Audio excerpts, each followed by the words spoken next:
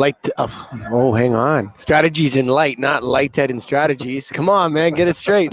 Strategies in light coming out hot here from San Diego, California. We're in the convention center, and this live stream is brought to you by the one call does it all, Greggy. That's right. Bill Brown Sales, over 60 years. They have every fixture component you can imagine.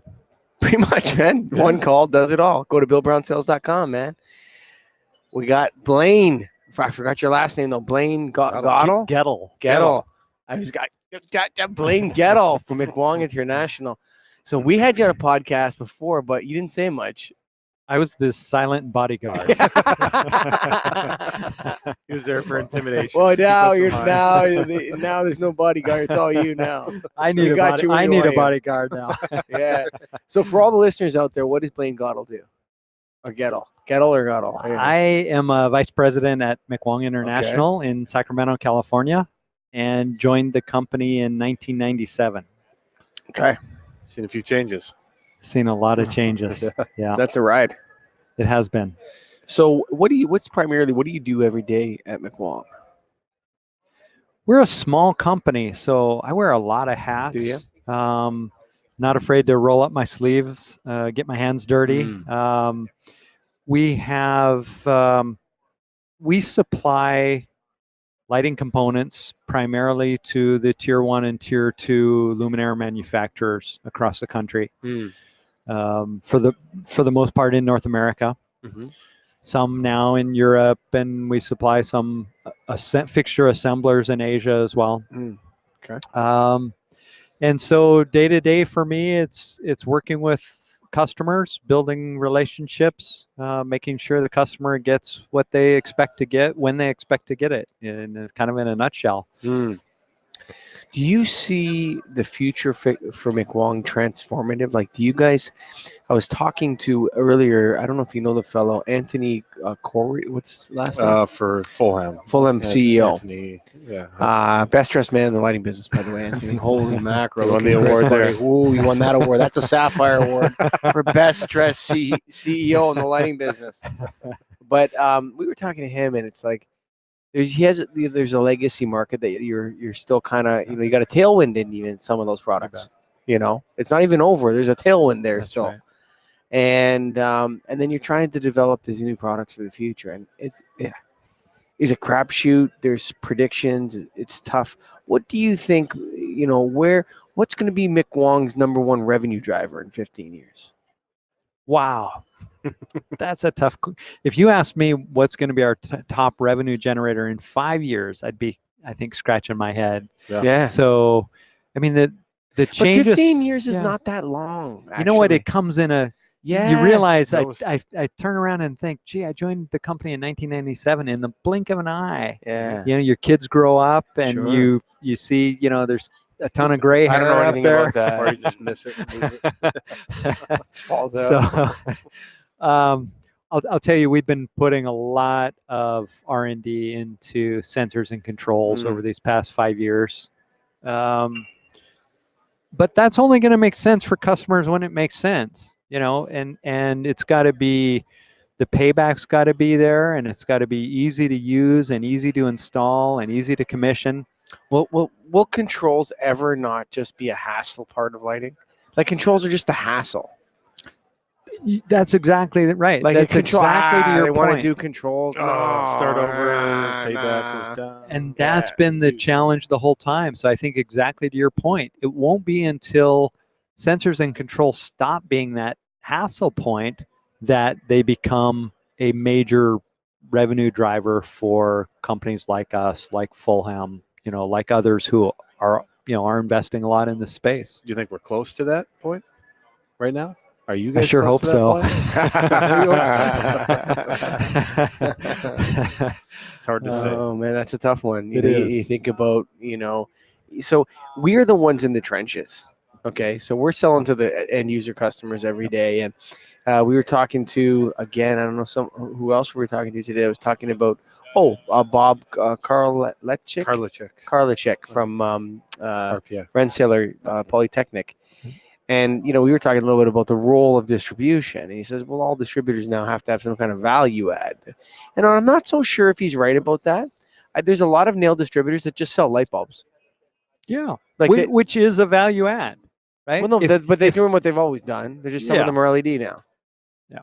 Right. They're just selling light bulbs. Like they're not, and there's nothing wrong with that. Providing that service for people. Like I can identify this bulb and switch it to an LED or find you one in another brand, or that's a value. That's what distributors have always done. But a lot of us are kind of embarking on these other things, and I've seen, and maybe you've seen it in your career. Well, is this controls boom bust? The first was dual tech. It's passive infrared and ultrasonic, so you're never going to have problems. Or it's microphonic. Yeah. It listens Yeah. and it sees microphonic. And then you had the Incilium crowd with the, we're going to wire up the whole thing in Cat 5, and now it's the IoT, thing. And you got companies like Silvair that have invested a lot of time and energy into making this stuff work. Mm-hmm. And there's, this time's going to be different. I'm going to go out on a limb here. Sure. And say that I do feel this time has the potential to be different, primarily because Bluetooth, I think, is more user-friendly than any control protocol we've seen thus far. It's in all the smartphones that we all carry around every day. It's something that is user-friendly enough that we all use it every day and have been for many years now, and not really thought about it much. Now, I'm not gonna be naive and say that you can just take that user-friendly technology, apply it to, building automation scenario for lighting, and it's gonna be super easy right out of the box. I don't think it's that simple and easy. But I think what we are betting on is that in the long run, Bluetooth technology with an open standard, so that there's true interoperability among devices, and we're not tying you. If we tried to tie you, okay, everything has to be McWong. I mean, it's not realistic. It doesn't make sense. It's not a valid value proposition for the customer. The customer needs to know that there's parts. They can put this in today, and next year, God forbid, if McWong is not around, hopefully I don't get fired for that, Margaret. I was just making a hypothesis here. He's merely pontificating and speculating here. Thank you on the live stream. Thank you, Michael. No, that the customer has the option to choose components from other suppliers. What's the downfall of Bluetooth? There's a lot of good potential in it, but is there any major issue or any downfall to go on that route that you can think of? Certainly it has its limitations. Right now we're not out promoting Bluetooth for roadway lighting. For any outdoor lighting that is, involves distances other than a very confined, corporate campus kind of environment, parking lot, where you can ensure that pole to pole distance is within a reasonable range. So I think that's certainly one of the limitations right now. But from everything I've seen from the security side of things, from the reliability side of things, from the the lack of popcorning or lag time in signals being passed, everything we're seeing looks very positive, very promising for the technology. So we, again, being on the front lines, we're looking at customers are saying, I want LED. I want this. We don't have customers saying, I want circadian. We don't have customers saying, I want IoT. That's coming. That's leaking out from the top, right? There's no grassroots, like customer, longing for this.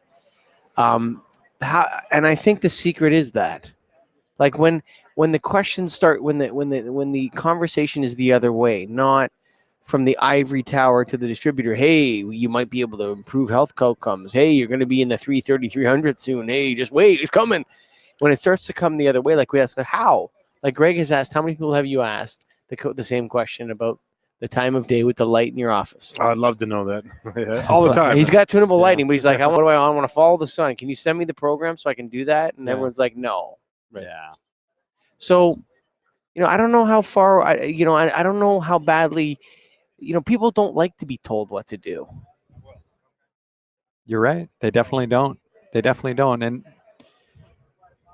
I'm not exactly sure, what the question was there, but The question is like, there's very low levels of interest from the people that buy lights. yeah, For human sense. that's what I And thought you were IoT, getting and at. IoT. I think And that needs to change because does. like it's a hard sell actually.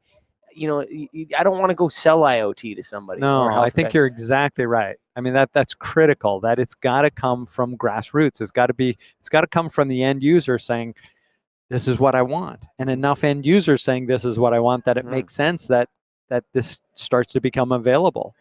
So I think there's circadian. What I feel, and this is just a n of one kind of example, but in my own household, what I'm seeing, and this is what I think could be kind of the beginnings of a grassroots kind of request for what maybe circadian is maybe a little more sophisticated, but my son, who's my youngest son, who's 12, is basically he has two lights in his room. Okay, we're not sophisticated enough that we have color tuning. He has two lights in his room. One is 5,000 Kelvin. Okay. And one is 2,700. And at night, like after 8 p.m., he switches off the 5,000 and only keeps on the 2,700. And this is coming from him saying, yeah, I just I find the 5,000 Kelvin makes me not want to sleep as early and stuff. So I think that's the kind of thing that can become a grassroots from the young people getting familiar with how it makes them feel. But you're 15 years away from the public asking for that. You may be right. Like, not only do they have to ask that, like, I'm also a believer that you learn from your customers. I don't think that you actually teach them anything. I think they teach you stuff, right? And you may provide them with specific knowledge about the solution to their problem, but they're the ones that are outlining the problem. You know what I'm saying? Yeah. It's like the lighting industry is not in charge of whether or not people want circadian lighting or not. No.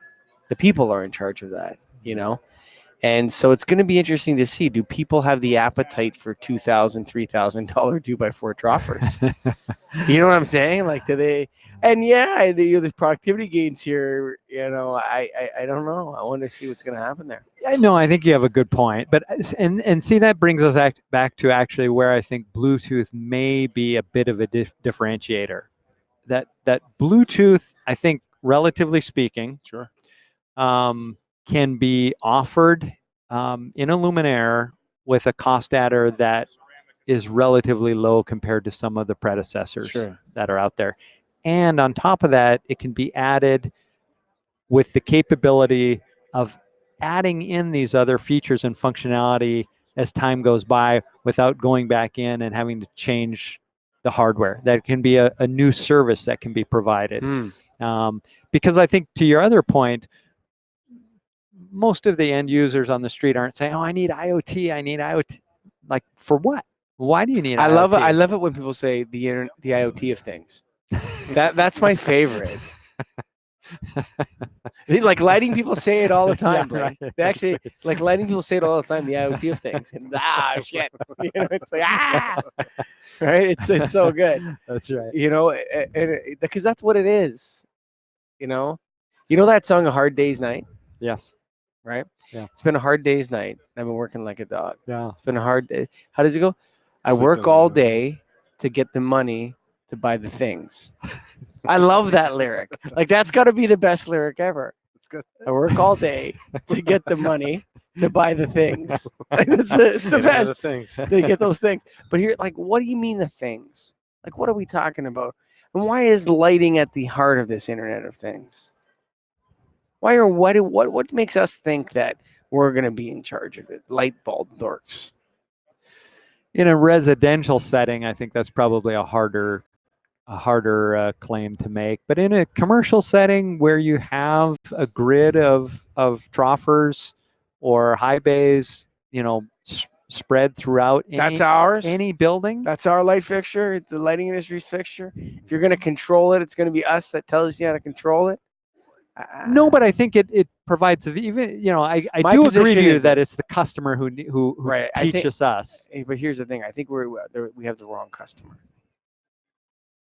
I don't think the customer is the person under the light. I think the customer is the person who wants the information from the IoT of things. From the IoT of things, you're definitely right. Yeah, I mean, when the information becomes valuable enough that the person that wants it will deploy it and pay for it, I think then you'll see the IoT of things explode.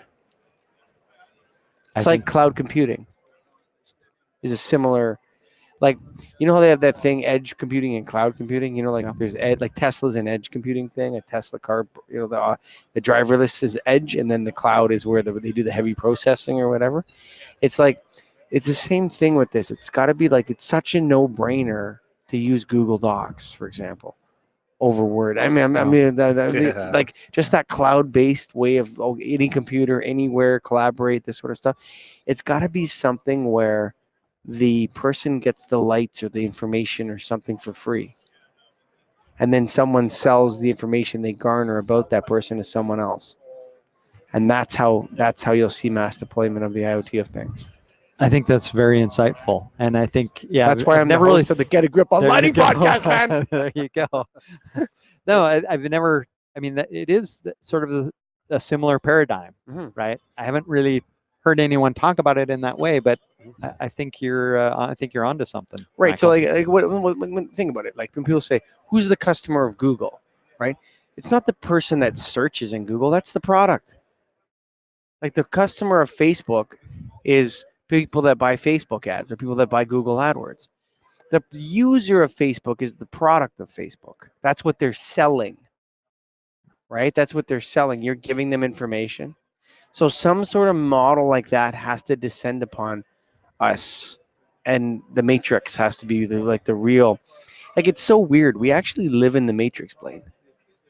Like 1984, your TV watches you, dude, and listens to you, just like in 1984. Yes. Like it actually does do that. You know how freaky that is, man? That people let people do that? Like how gross is it when like you're talking about something, like, let's say you're talking about, I don't know what it was we were talking about the other day, and I got a bunch of emails about that, or, on Instagram, because I do Instagram for the show. And I think it was talking about boarding a horse. My daughter wanted, and then I started getting ads about horses in my Instagram. Like that's so creepy, man. That is a bit creepy. No, but that's what happens. It does. It's listening to you, man. So I mean, the IoT has to get involved in that, where they're giving something for somebody, something in exchange for information that's valuable to others. And then you'll see the IoT. The people that are under the lights don't care. Like maybe a facility manager in a place like this would want to get after it and control everything, but I don't know, man. I think it's they want to know how much beers people are drinking, where they're moving, why are they gravitating over there, these naked apes? What are they doing?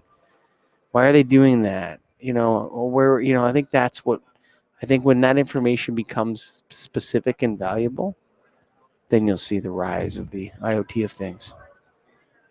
Getting wild. One other question, conference related, strategies in light. Why is McWong here? McWong is here at Strategies in Light. This is, we've been here every year since, I'm going to say probably it's been 6 years, maybe 7 years. Yep. And, I think I think this really, from a content standpoint, is a conference that brings a lot of value. Yep. If you take a look at the seminars and the presentations, it's really an impressive list of hard. It's a who's who. It's a who's who for sure in the lighting industry. Like you got Mark Ray. I mean, there's a lot of people. There's a lot of folks who are really top notch. Adam Lillian's here, and you can just start reeling guys off. Bob. We just interviewed Bob Kalarczyk. Bob Karlichuk, yeah, right there. Karlichuk. Yeah. I mean, that guy's awesome. So you guys have been doing it for a number of years. We have. Yeah. We have. Our only concern is the organization, and I know there was a change of hands in the strategies of light ownership, but are they able to draw the number of customers to make it worthwhile for us? That's the same battle with Nailed too, with our vendors and Nailed. Mm-hmm. It's the same thing. They want to have a certain number of distributors or certain, number of distributors at the convention. Yeah. And that's what drives it. So, yeah, I mean, but I think that you guys are an OEM supplier, and this is kind of an OEM show. It's kind of like a fixture show, is it not? Correct. Or new technology show, which is largely purpose-built LED light fixture show kind of deal. That's right. Yeah. Yeah, it's our first time here, so we're still figuring things out, but it's starting to make sense. So, Okay. Yeah. I think that's a wrap. What do you think? Well, that wraps it up. We got Love McWong, right? Do you guys have a tagline? Like a motto? Boy, I better think of one right away. Is there a McWong tagline? There's not yet. We need to put some thought into that.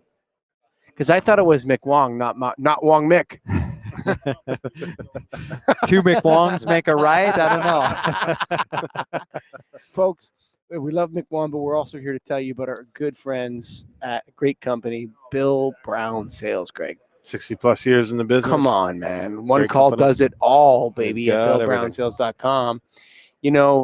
We thank them for sponsoring this live stream, but also, they got a great booth here at Strategies. And if you're tuning into this, you're seeing this on LinkedIn or something like that, you got to check out the Bill Brown booth. And, Donnie's there, Lisa's there, all the peeps are there from Bill Brown. So one call does it all, Bill Brown Sales. Obviously, thank you for listening. And a special shout out to Scott Wachter, who's it's almost 10 o'clock in Toronto, and he's driving this show home. Ain't that right, Scott Wachter? Say hi to the fans out there and get a grip on Lighting World. I got to turn him on. There you go. Say hi, Scotty. How's everybody doing?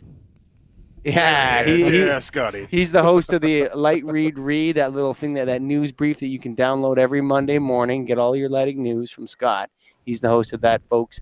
Say bye to Blane Goetlle. That's Goetlle, right. Blane Goetlle, McWong International, our friends over at McWong International, friends of the show. Thank you, folks. We'll see you tomorrow. Bye for now.